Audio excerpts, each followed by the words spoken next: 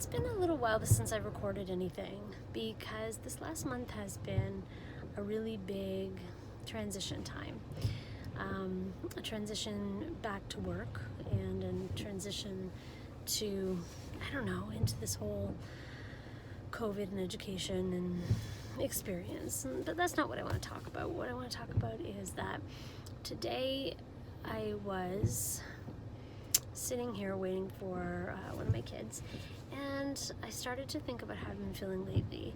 And this last summer and early fall, I've really been thinking about and connecting with just the beauty of nature and the abundance in my life. And all summer, I've been so enjoying the gardens. My husband's a fantastic gardener, and I've so enjoyed the flowers and the butterflies and the sunshine, and I practiced yoga outside every day and walking the dog, and this fall I've just delighted in the colors of the leaves and the trees and just all the abundance and the beauty that surrounds me. And I was taking tremendous joy in that until recently those leaves began to fall. And the tree went from green to this magnificent half green, half red, to this gorgeous blend of red and yellow and orange, and I was mystified and delighted by it. And then the leaves began to fall, and then the bones of the tree, like the branches, began to become exposed, and more leaves began to fall. And now the rain has set in. And last week I found myself feeling so sad. And whereas at other times and other stages of my life, I have allowed that sadness to sort of overcome me and to live here, and I've carried that sadness around for a bit of a dark spell, I was able to ward that sadness off, or at the very least I was able to keep it from penetrating too deeply. I'm still carrying it.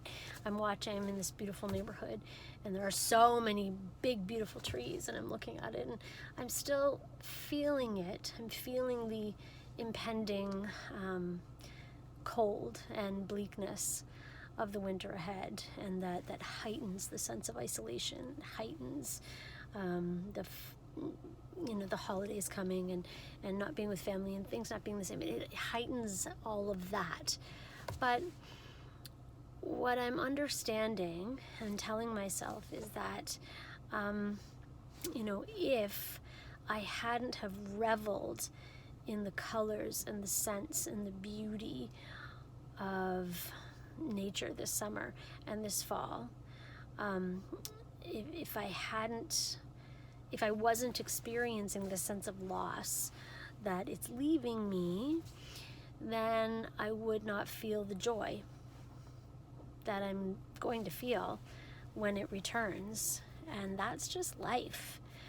And we should expect that after a cycle of happiness, there will be some sadness, and then that will go away too. And then there will be happiness again.